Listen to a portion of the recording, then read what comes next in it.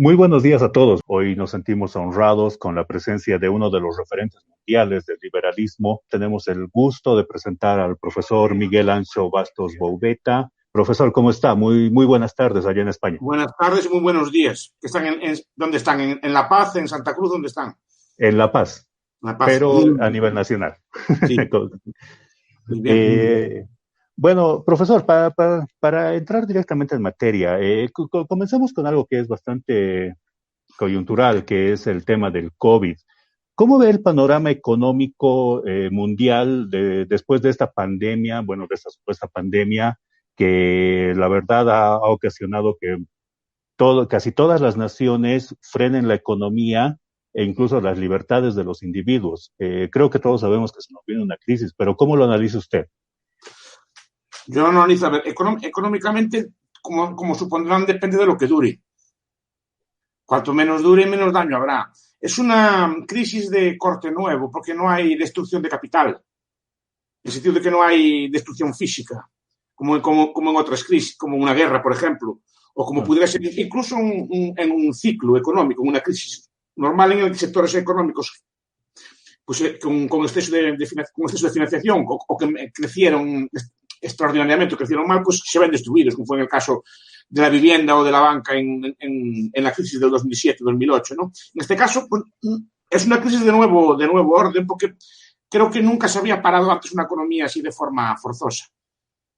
Entonces, es pronto para saber, pero yo intuyo que si la vacuna llega pronto y se recupera la economía, el daño no será muy grande. El daño será ahora, es coyuntural, pero no producirá consecuencias, digamos, a largo plazo, a diferencia de una crisis normal. Esa es mi opinión, por lo menos.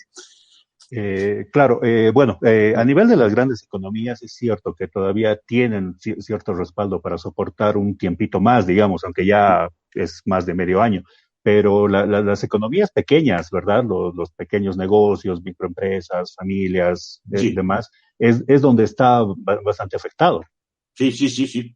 Y probablemente ahí es donde sea el daño. En España está siendo en el sector del turismo y el sector de la hostelería, por ejemplo. Todos los pequeños hoteles, los pequeños restaurantes, los pequeños bares están siendo muy afectados y todos los sectores que dependen de ellos, ¿no? Pero, Claro. claro, yo entiendo que si esto dura poco, en cuanto se recupere, dado que también está habiendo una gran cantidad de ahorro al mismo tiempo, ¿no? Por lo menos en nuestras economías se está ahorrando mucho, sería una recuperación relativamente fácil. Eso no quiere decir que no vaya a haber sufrimiento en el camino, pero repito, no hay una distribución sistemática de capital, simplemente está como congelado. Lo que pasa es que, cuidado, si esto dura en el tiempo se puede ir pudriendo, sí que se puede ir haciendo daño. Cuanto más largo sea, peor será. Claro, ahora también mucho dependerá del papel o de las medidas que tomen los gobiernos para recuperarse económicamente, ¿verdad? Porque Sí. hemos visto que la mayoría de los países, no sé si por presión social o por ideología económica, están recurriendo al keynesianismo, imprimir Sí. dinero, inyectar capital, subir impuestos. Entonces, esto no piensa que es peligroso para la economía. Es nuevo. Yo creo que sí, algún efecto tiene que tener. Usted no debe haber alguna suerte de inflación reprimida.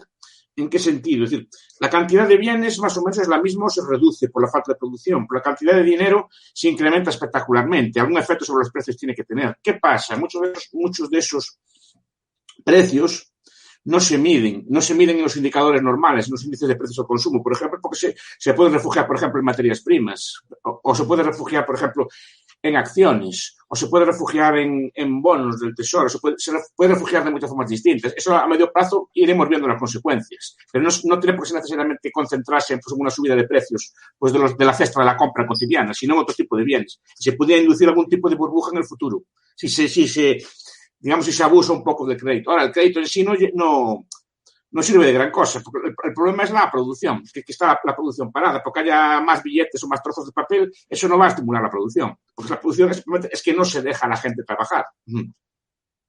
Correcto. Bueno, entonces, sí, como dices, nuevo, y creo que a muchos gobiernos los ha agarrado, bueno, una total ignorancia de qué hacer, ¿verdad? Es que no saben, Por, no saben y no tienen por qué saber, porque no hay precedentes recientes de ese tipo de crisis. Porque en 1918, que fue la última gran pandemia a nivel mundial, la gripe española de 1918, que sí hubo varias en el medio, pero a gran escala pues no se adoptaron este tipo de medidas. Pues la gente más o menos, había pequeños confinamientos o pequeñas medidas de este estilo, pero no se decretó un cierre generalizado de la economía a nivel mundial. Ahora, en ese punto de comparación, bueno, las comparaciones son Por odiosas. eso digo que no temo yo un gran daño. Porque después de aquello, y pensando que la crisis del 18-20 fue una crisis combinada con una guerra mundial, la economía se recuperó muy rápido después. A poco Claro. que dejaron, pero obviamente hubo un daño en el medio, hubo miseria, hubo hambre, hubo millones de muertos, pero lo que es económicamente después se recuperó relativamente rápido. Sí, gracias a medidas liberales en su mayoría, ¿verdad? Que En muchos casos. es lo que tal vez ahora no estamos viendo, o no Sí. creo que veamos. Es lo que tanto nos preocupa. Una pequeña comparación, digamos, no sé si sabe el caso de Latinoamérica, que Uruguay es el que menos ha frenado su economía durante esta pandemia y menos medidas para prevenir esta enfermedad ha tomado, y lo mismo que más o menos siguiendo el modelo sueco, a comparación de España y también Bolivia, Argentina, que han usado las medidas más restrictivas. ¿Cuál considera que ha sido el mejor ambiente o punto de equilibrio para frenar esta crisis? Tal vez con números algo fríos. De estos temas no me atrevo a hablar mucho porque no se sabe. Los que lo hicieron bien en Europa, por ejemplo, en la primera etapa, lo están teniendo unos datos muy malos. Empezando, por ejemplo, en la República Checa, que tiene unos datos terribles, ¿no? O incluso países que lo hicieron moderadamente bien, en la primera etapa ahora están sufriendo un gran contagio. Yo creo que hay que ser un poco humildes y no hablar de lo que uno no sabe, ¿no?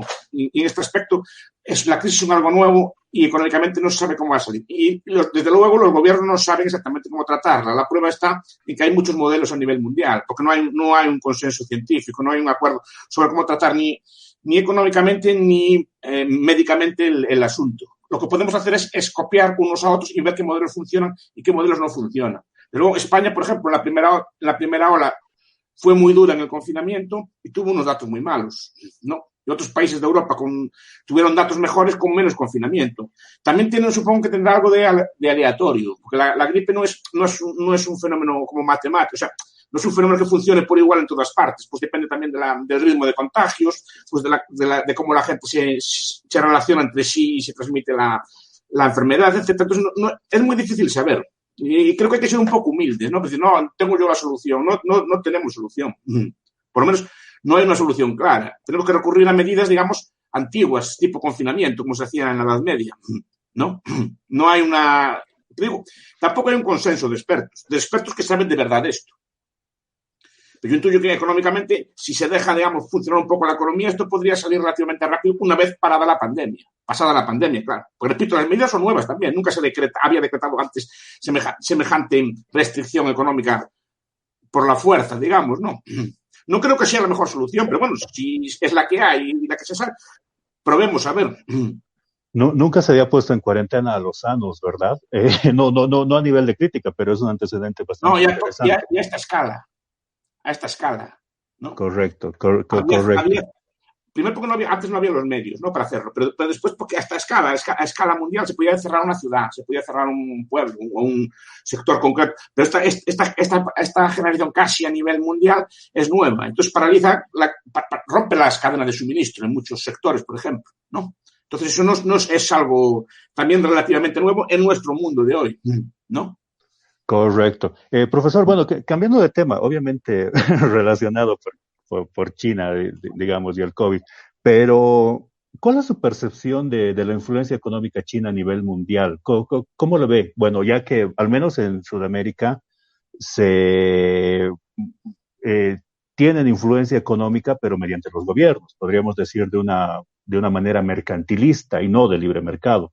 Además, sabemos que el libre mercado, tanto así como libre mercado en China, no existe, pero ¿cuál es su análisis y cómo ve la influencia? ¿Como algo bueno, como algo malo? A ver, China desde los años 70, desde el final de los años 70, cuando con las reformas de Deng Xiaoping, ¿no? Pues empieza a crecer económicamente de una forma casi nunca vista. De todas formas, aún no iguala un nivel per cápita a las otras Chinas, ¿no? A Taiwán, Hong Kong, podríamos incluir a Singapur, por ejemplo. No se desarrolló al al mismo ritmo que ellos, pero aún así está desarrollándose a nivel global. Pensemos que es un porcentaje muy importante de la población mundial y es normal que tenga peso económico, haga lo que haga. Ahora, efectivamente, a veces el capitalismo chino no es un capitalismo exactamente libre de mercado, se aproxima algo al libre mercado, de medida que se abre bastante, pero sigue siendo una economía indirectamente controlada por el partido. Entonces, es lógico, por ejemplo, todas las medidas de política monetaria, el renminbi, digamos que es una moneda aún dirigida y controlada por el Estado, a tipos determinados políticamente, ¿no? Y que usa esa acumulación de divisas, acumulación, por ejemplo, de deuda que acumula de otros países, como dólares, por ejemplo, o de deuda pública, la usa como mecanismo de presión política. O sea, digamos, aún no piensa totalmente libre mercado. Digamos que aún tiene la economía subordinada en buena medida a directrices políticas, a directrices del partido. Pero aún así, es normal que un país que, a medida que va creciendo y con tal potencial de población, que cada vez tenga más dinámica de influencia a nivel mundial. Está comprando tierras por toda América Latina, está comprando tierras en África, ¿no? Está comprando puertos. Yo creo que en Europa compró algún puerto incluso, ¿no? Pero no sé, igual estoy metiendo la pata, pero creo que el puerto del Pireo. Estoy hablando de memoria igual. Creo que yo voy a comprar puertos en Europa, sí, para su transporte de mercancías. Toda la logística que está haciendo a través de la antigua ruta de la seda, por ejemplo, ¿no? Incluso toda la geopolítica, lo que llaman del Ártico, ¿no? Que es que si hay un cambio climático y el Ártico se derrite, las mercancías, por ejemplo, chinas pueden llegar de forma mucho más fácil a Europa y al Atlántico Occidental, ¿no? Entonces, está habiendo una serie de cambios, tiene influencia. Ahora, sigue siendo una economía subordinada al poder político y creo que eso va a ser su gran fallo, porque va a haber un momento o bien deja de controlarla o bien va a frenar el desarrollo de China. Porque no puede sostenerse ese control a medio plazo, sin algún tipo de apertura. Sí, pero de todos modos los países que están siendo absorbidos por la economía china, al menos con la influencia política, sí es algo relativamente peligroso, ¿no? Porque no tienen ese nivel de crecimiento y tampoco van a llegar a ese nivel de crecimiento con las medidas que se están tomando. Como le digo, netamente mercantilistas, donde el Estado es el cliente del gobierno chino, más o menos. Sí, porque piensa que es mercantilista, piensa que tiene que tener una serie de tierras que son de ellos para garantizar el suministro de alimentos, por ejemplo, ¿no? Y están comprando mucha tierra pues para plantar alimentos para garantizar el suministro chino. Yo creo que eso no hace falta que lo hagan, simplemente que va al mercado y compra. No hace falta que garantice esa forma. Yo creo que, por ejemplo, eso es un error que, por ejemplo, los otros chinos no han cometido y casi ningún país ha cometido. Pero siguen actuando en esa lógica. Y por eso digo, van a crecer así hasta un punto. Si quieren desarrollarse al nivel de las otras Chinas, tipo Taiwán o Singapur o Hong Kong, tendrán que abandonar partes y dirigirse y empezar a comprar mercancías, alimentos, y donde en cada momento sea más conveniente, no tener sus propias tierras, ¿no? Eso que es una lógica efectivamente mercantilista. Después, también, cuidado, si intervienen otros países es porque otros países le venden también, ¿eh? Si absorben otros países es porque hay países que le venden, porque China de momento no usó la fuerza para comprar nada, que lo sepa. Obviamente usó usó el chantaje. No, bueno, pero digamos que tal vez puede ser una forma de asegurarse alimentos a costo bajo, donde ellos pongan el precio de lo que van a comprar. Y así es el error. Ese es el error, porque el precio que ponen no tiene por qué ser necesariamente bueno. Puede operar, de hecho, como una subvención de la producción, ¿no? Y tampoco le garantiza el suministro. Porque si hubiera hambre, de verdad, por ejemplo, en un país africano, hipotéticamente, que tiene tierras chinas, al final los productos no van a ser fácilmente trasladables a China. Se quedarían en el país. No es buena, no me parece una política muy correcta. Digamos que es una política que intentan ellos controlar los precios o que no les oscilen, pero económicamente no es buena política. Repito, ni los Estados Unidos casi nadie hace eso. Ningún país europeo hace eso, por ejemplo. Y justamente pasando al tema de Estados Unidos, ¿cómo analiza las políticas económicas que ha tomado Estados Unidos, tal vez para contrarrestar esta guerra económica con China, con las recientes elecciones, con todo el panorama que se viene? Bueno, pues son políticas también de corte mercantilista. Pero claro, los chinos, estar metido en la política por el medio es una cosa compleja, porque supongo que algo de razón tienen, es decir, cuando introducen nuevas fórmulas de comunicación o de telecomunicación o así, ¿no? Todas las compañías telefónicas que tiene China sí que están controladas en parte por el gobierno chino. Supongo que los americanos o otros países no querrán no querrán ser controlados, digamos, por redes de otros países. Cuidado, pero eso también acontece a la inversa. Muchas telecomunicaciones americanas tienen cierta influencia del poder político americano. Y también supongo que a los chinos no les gustará que se les metan allí, o los europeos, o depender totalmente pues, de información, de datos así de redes americanas, ¿no? En ese aspecto creo que no hay mucho que hacer. Pero claro, son lógicas de política, no son lógicas de mercado. Supongo que los americanos también algo de defensa querrán tener, claro. No veo mal de todo eso, porque tampoco es que las telecomunicaciones chinas sean exclusivamente amistosas, digamos, no son acuerdos de libre mercado entre empresas independientes, ¿no? Entonces, supongo que Trump vio esa lógica y supongo que se enfrentaría, pero tampoco el comercio mundial se vio gravemente dañado, como iban a decir, ¿eh?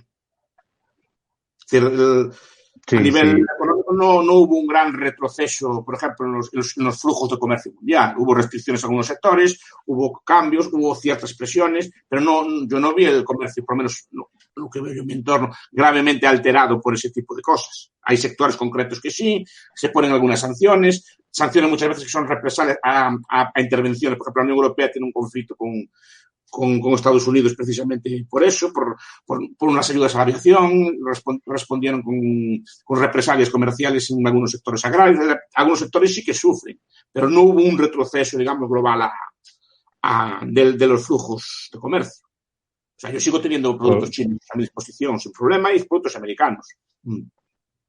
Exactamente. El comercio chino ha tomado todo el control prácticamente. Podríamos decir que esta guerra por lo pronto la está ganando China. Pero en cuanto a la moneda, mientras sabemos que el dólar está basado netamente en el patrón fe, en el fiat, China, usted me va a sacar del error, y Rusia también creo, están apuntando a tal vez progresivamente regresar al patrón oro, implementar el patrón oro. ¿Cómo ve esta medida? Es un viejo debate que hay. Barry Eichengreen sacó un libro hace bastantes años, Privilegio exorbitante, basado en unas frases de Jacques Rueff, ¿no? Diciendo que el dólar tiene como una especie de privilegio exorbitante, que después se discute si es tan grande o no, ¿no? La idea de que es la moneda de reserva mundial, que puede pagar las deudas, por ejemplo, emitiendo propia moneda, cosa que otros países no pueden hacer, ¿no? Y se discute cuál es, algo de verdad hay, pero tampoco a lo mejor no está exagerado, pero sí que el dólar y Estados Unidos obtienen ciertos privilegios de su divisa, ¿no? Y que sea moneda de cambio. Para evitar esos privilegios, supuestamente, se intentaron varios modelos, se está discutiendo, ¿no? La vuelta al oro en África. También se dice, bueno, algunos teóricos de la conspiración dicen, bueno, conspiración o no, dicen que la guerra de Libia fue porque Libia quería implantar un patrón oro en África, ¿no? Liderado por ella, que para acabar con eso, digamos que la atacaron. No sé si es cierto eso o no, pero digo, tiene lógica en el sentido de que, claro, que es que a los Estados Unidos no creo que les guste mucho que haya monedas alternativas. Ya no les gustaba mucho el euro tampoco, en su momento. Y el oro, claro, si volviera sería una buena cosa, porque entonces sí que buena parte de los privilegios del dólar se acabarían. Y buena parte de los privilegios de los estados se acabarían. Una de las principales fuerzas que tienen los estados modernos es el control de la moneda y el crédito. Si pasa a ser por un patrón moneda, buena parte del poder que tienen de emitir moneda o de manipular las tasas de interés se perdería, ¿no? Y no solo los Estados Unidos, muchos de los estados modernos perderían mucha fuerza.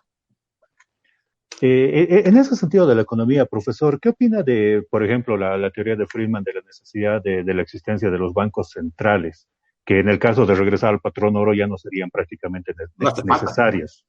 No serían falta. El Banco Central es una institución política, no es una institución económica, no es necesario económicamente. De hecho, históricamente, la historia humana fue sin Banco Central, se buscaron medios de pago. Lo que pasa es que el crecimiento del Estado moderno conduce a dos dinámicas. Una del control, por ejemplo, de los medios de hegemonía, o sea, todo lo que es el control de la educación y el control de las universidades o el control sobre todo de las comunicaciones, ¿no? De los grandes medios de comunicación. Control, sobre todo a través de la educación. Pero por otro lado, se da un intento de controlar los medios de pago, lo que es el dinero, ¿no? Que lentamente se va controlando, porque el oro de ser moneda circulante lentamente fue restringida, se crearon monedas nacionales y después de las monedas nacionales se intenta regular la economía a través de una institución de planificación central, ¿no? Que controle ese dinero. El profesor Huerta de Soto siempre dice que el Banco Central produce el dinero de la misma forma que la Unión Soviética produce el cemento. Producía el cemento, a través de un ente de planificación central, que dice que hay un grupo de sabios que deciden cuánto dinero tiene que haber, qué precio tiene que tener ese dinero, qué calidad tiene que tener ese dinero, ¿no? El problema es que, como todo ente de planificación central, tiene un problema de cálculo. No sabe exactamente qué cantidad ni calidad tiene que tener esa emisión de moneda. Y de ahí vienen crisis y inflaciones y muchos otros problemas de ese estilo. Pero la idea es de regular desde el poder político los medios de pago, el dinero, ¿no? Y para eso se crea el Banco Central, para intentar regularlo y que sea, digamos, el monopolista de la emisión de dinero. Y es un proceso que fue muy lento en la historia, pues se concreta ahora, pero ahora ni siquiera tiene base en fe.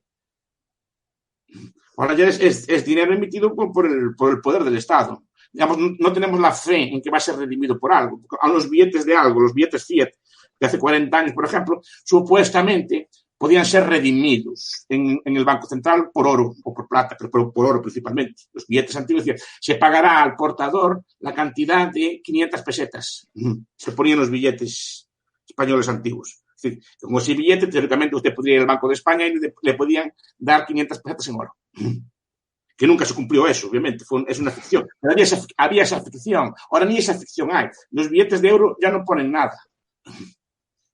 Claro, claro. Además que con la inflación que genera esta emisión libre de moneda, se genera una especie de nuevo impuesto, ¿no? Que lo terminamos pagando todo por el tema justamente de la inflación. Es que la inflación es un impuesto. La inflación básicamente es una redistribución de rentas de unos colectivos a otros, pero normalmente es una redistribución de rentas de los individuos hacia los gobernantes. Pero lo que pasa es que se de forma, digamos, indolora, invisible, ¿no? Que las personas no perciben el proceso. A diferencia de un impuesto normal, que usted tiene que pagarlo, ¿no? Aquí no hay que pagar nada, simplemente usted ve que lentamente su capacidad adquisitiva se va reduciendo y no sabe muy bien a quién culpar, porque es un proceso lento que no afecta a todos por igual y que no afecta a todos por igual en el tiempo, ¿no? Entonces es un fenómeno muy interesante, por eso a los gobernantes les gusta. Y por eso el Banco Central, a través de sus políticas alambicadas, difumina ese proceso. Las inflaciones antiguas se hacían devaluando la moneda, simplemente adulterándola, quitándole oro y poniéndole cobre o poniendo otros metales ruines, ¿no? De más baja calidad. Después empezó a hacerse con una imprenta. Los bancos centrales cogían una imprenta y imprimían billetes allí. Y ahora ya no es así, porque es un mecanismo muy alambicado, se usan operaciones de mercado abierto, se usa compra de activos por los bancos centrales, entonces no se sabe muy bien cómo es el proceso. Se crea dinero, digamos, pero no se sabe muy bien cómo se crea, ¿no? Y se enmascara de forma contable, pero el mecanismo es el mismo de siempre, que hicieron los reyes. Los reyes, cuando le quitaban oro a la moneda y se la quedaban, se quedaban ellos con el oro, digamos, ¿no? Cuando adulteraban la moneda, se quedaban ellos con parte del oro. Y aquí pasa algo semejante, devalúan los precios, pero se quedan ellos con parte de la riqueza nacional. Lo que pasa es que de forma insípida, indolora, por eso les gusta tanto. Y además, ahora idearon nuevas formas de crear inflación, claro. Hay muchas muy distintas. O le llaman quantitative easing, que queda más fino, ¿no? más intelectual. Pero sí, justamente ese es el tema, ¿no? Muchos, bueno, se ha creado esa conciencia desde el adoctrinamiento de la escuela y demás, que los impuestos los pagan los ricos, digamos, y que los pobres se benefician por aquello. Pero la inflación es una forma en la que pagan impuestos hasta los pobres, y es a quienes más golpea en realidad, ¿verdad? Golpea a los últimos en llegar al proceso. Va a ser un proceso temporal los últimos en percibir eso. Pues, no sé, el problema es que tampoco son exactamente los pobres. Son unos pobres o unos trabajadores frente a otros. Por ejemplo, si hay una inflación, imagina un campesino que vende la cosecha hoy, ¿no? Y al día siguiente el gobierno emite moneda y abate la inflación. El campesino tiene que vivir un año entero con el dinero de ayer, que vale menos. Entonces, ahí hay una redistribución de renta, él pierde. En cambio, a lo mejor los primeros sectores en cobrar el dinero nuevo no se ven tan perjudicados como otros. Por eso digo, el principal beneficiado es el Estado, obviamente. Por eso es tan popular. Porque además, con ese mecanismo consiguen, en buena medida, abaratar el pago de la deuda pública, ¿no? Exacto. Y tocando el tema justamente de los impuestos, no sé si está al tanto, pero le pongo un poquito en contexto. El partido que ha ganado las últimas elecciones en Bolivia ya ha definido, ya ha confirmado que va a crear un impuesto a la riqueza para aquellas familias que tengan un patrimonio, si no me equivoco, mayor a los 30 millones de de bolivianos, que es algo así como $6 millones, más o menos, 5 o 6 millones de dólares. Y la gente lo ha festejado, o sea, la gente lo celebra porque dice, sí, los ricos que lo paguen y demás. Pero ¿cuáles son los efectos a largo plazo que tal vez usted sí nos puede explicar y a usted sí le van a creer cuando vemos el riesgo de esa clase de impuestos que supuestamente solo afectan a los ricos? Primero hay que definir lo que es un rico y cómo tiene la riqueza. Porque me temo que algunos de los ricos pagarán el impuesto, pero lo recobrarán por otra vía, a través de monopolios, a través de concesiones, a través de ayudas que les da el gobierno a sus empresas o cosas por el estilo. Ese sector no. Después hay que ver si el rico tuvo la riqueza, digamos, vendiendo en el mercado libre. Si es así, normalmente lo que va a hacer es invertir menos en Bolivia. Si puede invertir en otros países, invertirá más en otros países, ¿no? Y desde luego, si ese dinero se le quita el ahorro, la tasa de capitalización de Bolivia puede descender. Es decir, que habrá menos dinero para invertir en proyectos, industrias o así en Bolivia. Desde luego, no se convertirá en un país muy atractivo para invertir o para residir en él. Ahora, también depende, como siempre. Como decía Robert, el impuesto no es lo importante, sino el monto del impuesto. Si es muy alto, claro. ¿No? Cuanto más... Porque a lo mejor es un impuesto a los ricos, pero es que es relativamente inocuo, ¿no? Con muchos agujeros fiscales para escapar de él o así, ¿no? Sí, le puedo asegurar que no es así. No, es que hay que verse cuánto va a ser. Que eso realmente, si es confiscatorio, si no es confiscatorio, si a cambio de eso se consigue paz social, por ejemplo, pues eso podría ser incluso beneficioso. Podrías pagar más, pero si el país está estable y consigues cierta estabilidad, podría ser incluso beneficioso, ¿no? Pero luego la subida de impuestos normalmente no acostumbra a ser buena solución. De todas formas, yo no conozco la política boliviana, pero el nuevo presidente fue ministro de Economía muchos años, si no recuerdo mal, ¿no? Sí, pero Bolivia está siendo un éxito económico, con todos los problemas que tienen, ¿no? En imagen sí, pero la inversión privada es muy poca. Pero los datos que llegan son de... Hay zonas, por eso decía, yo leí que zonas como Santa Cruz son las que más están creciendo en el mundo. Sí. Bueno, Santa Cruz definitivamente tiene un modelo económico exitoso en Bolivia, creo que el único. En cambio, las demás ciudades viven a través de la distribución que hace el Tesoro General de la Nación. Pero es un país para la inversión muy poco atractivo, es más que todo inversión estatal, lo que se llama la creación de burbujas, el keynesianismo puro, que justamente ya estaba por reventar y que tal vez ya hubiera reventado si no hubiera sido la pandemia que ha congelado todo, que a futuro sí va a pasar. Es más o menos el efecto de Venezuela durante el gobierno de Chávez, ¿verdad? Que igual se consideraba un modelo bastante exitoso, pero que cuando ha reventado, pues no se ha podido recuperar más. Estamos siguiendo el mismo modelo porque es prácticamente el modelo que tienen todos los gobiernos socialistas de Sudamérica, guiados por el Foro de Sao Paulo y por todas las directrices. En mi ignorancia, pero ¿es de boca o es en serio? Quiero decir, yo sé que la retórica del MAS, por ejemplo, es una retórica muy tipo Chávez, ¿no? La retórica. Uh-huh. Pero lo que me cuentan es que, de hecho, después no aplica exactamente las mismas medidas que Hugo Chávez. Bueno, en nombre no, más de pero... boca que de hecho, ¿no? Obviamente ya tenemos que ver en este gobierno qué línea va a seguir, pero las bases del MAS, por ejemplo, ya están exigiendo una ley de expropiaciones. Sí. Existe muy poca garantía de la propiedad privada. Solo para ponerle como ejemplos, por ejemplo, si una empresa privada empieza a tener pérdidas, no puede despedir, no puede despedir personal, nada, y en cambio ese personal, que es el sindicato, los famosos sindicatos, se pueden apropiar de la empresa mediante cooperativas sociales.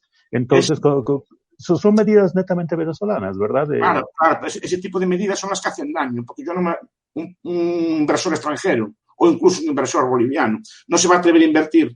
Puede mantener lo que hay, pero no se va a atrever a hacer no va a ser el sitio más atractivo para reinvertir, sino que lentamente, si es así, tenderá a desinvertir. Pues no renovará las máquinas, no ampliará la industria, etcétera, y la dejará, digamos, lentamente morir antes que arriesgarse a una medida de ese estilo. Y ese es el problema que no ven. A corto plazo sí que puede obtener ciertas ganancias el gobierno si hace esas medidas, pero a medio plazo no. Ese es el problema. siempre pensaba a largo plazo, no a corto plazo. Correcto, correcto. Uno de los aciertos, tal vez, del actual presidente, que cuando fue ministro, es implementar el tipo de cambio fijo.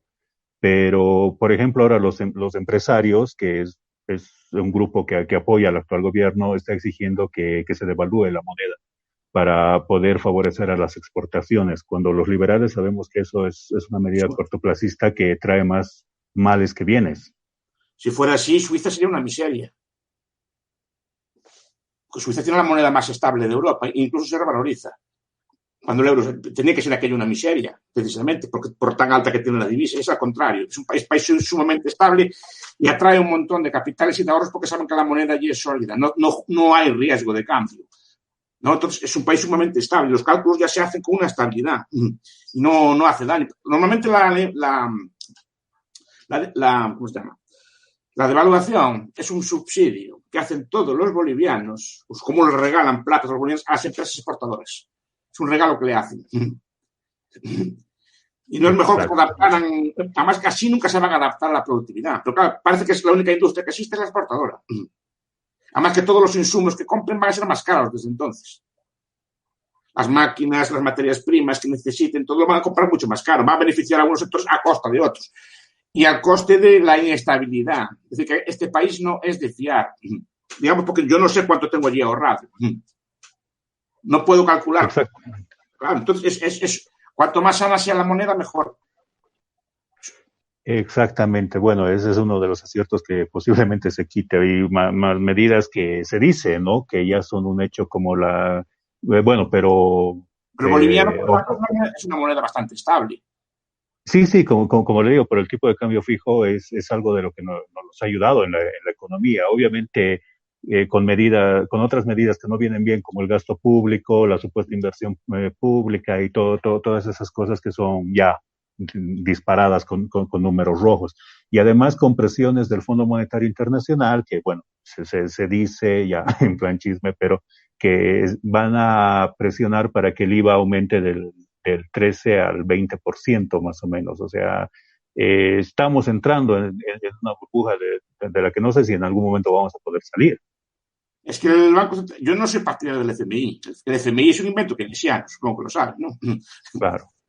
Y lo que le interesa es recobrar sus créditos, ¿sí? Aunque arruine la economía del país. No me gusta ese tipo de instituciones. Además, son instituciones regidas políticamente. No tienen una lógica de mercado. Es la lógica que en cada momento le implanta la dirección del Fondo Monetario Internacional. No son necesariamente no son necesariamente buenas medidas. Y la medida que se puede evitar pedir prestado al FMI es buena idea. Porque después le ponen unas condiciones muy duras al DEDI. Justamente. Y bueno, es esa burbuja, ¿no? Bueno, no, perdón, esa burbuja, ese ciclo donde el FMI en todo este tiempo de cuarentena a los países pobres ha prestado dinero para que supuestamente reactiven la economía y los gobiernos lo han dado en forma de bonos. Sí. Pero la gente no sabe que esos bonos los va a terminar pagando, y tal vez no ellos, incluso sus hijos, y es ahí donde se va a generar la pobreza. Y si no lo pagan, pues se incautan de activos del país, probablemente. Porque correcto. Tendrán unas garantías. Ese es el problema de eso. Y a veces con eso no es necesariamente honrado lo que hace el FMI. Tampoco estoy diciendo que no tenga cierta lógica el FMI. Está prestando y está haciendo unas cosas. Pero digo que tampoco muchas veces no se comporta de forma honrada. Sino que hay grupos de negocio detrás que intentan sacar provecho, digamos, de estas necesidades.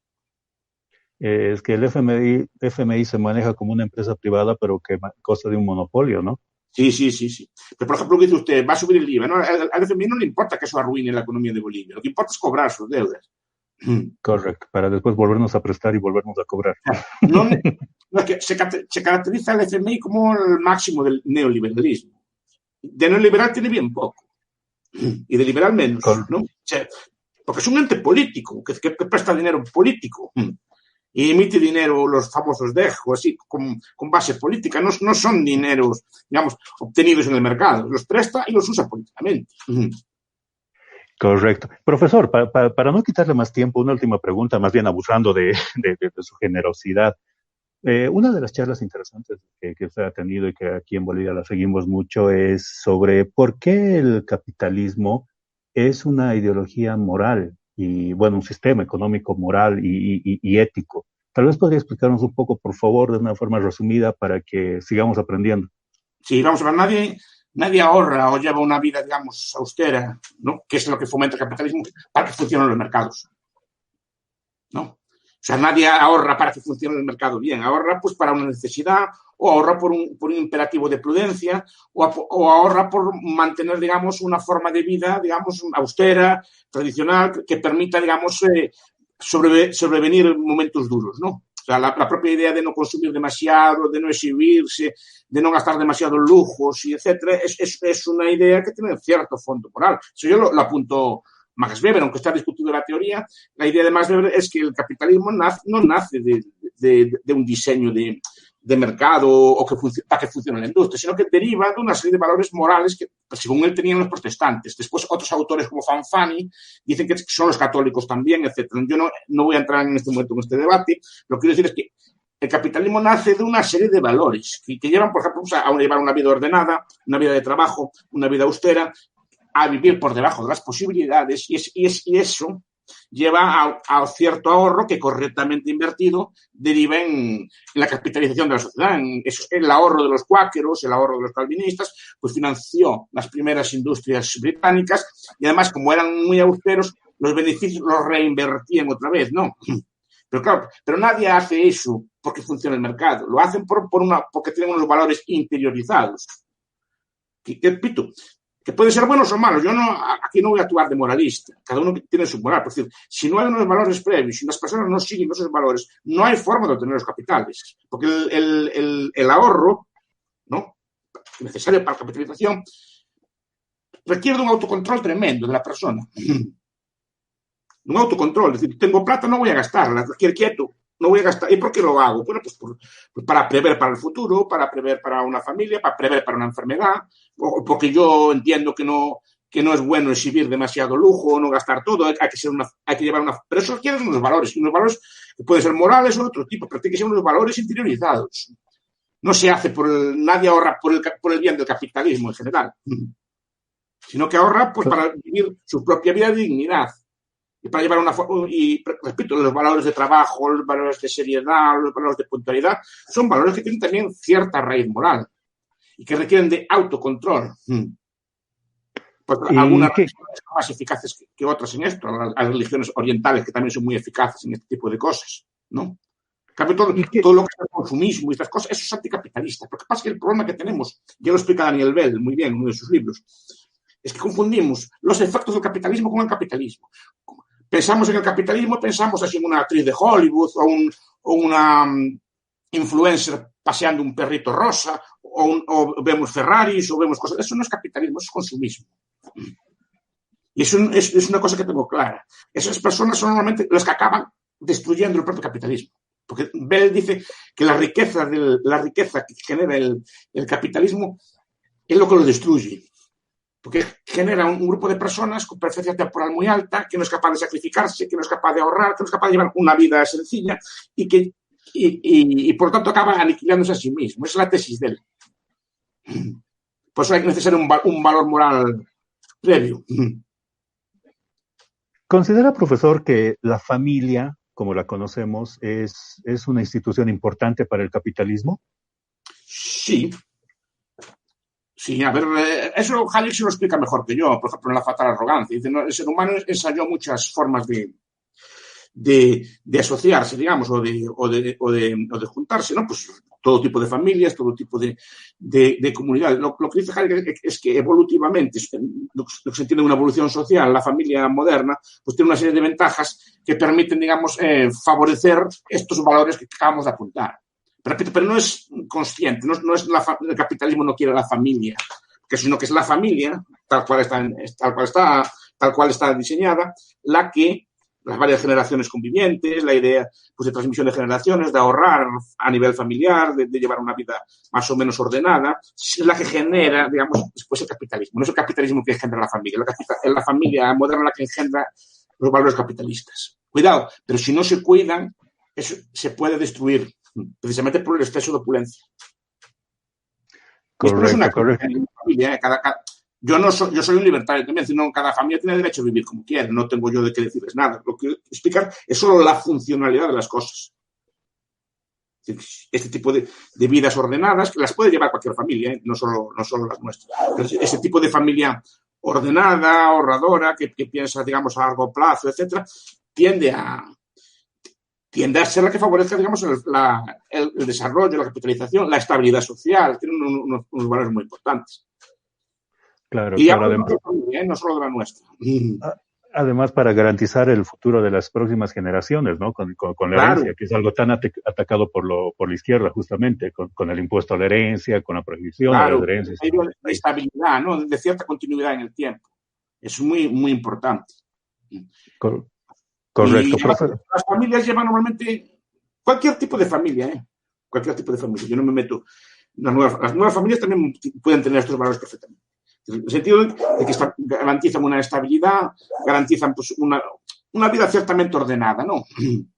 Porque piensa usted, pues vamos a construir una vivienda, vamos a comprar una serie de bienes de equipo, hay que ahorrar para tenerlos, etcétera. Y eso lleva esto. Y este tipo de valores son los que llevan después a esto.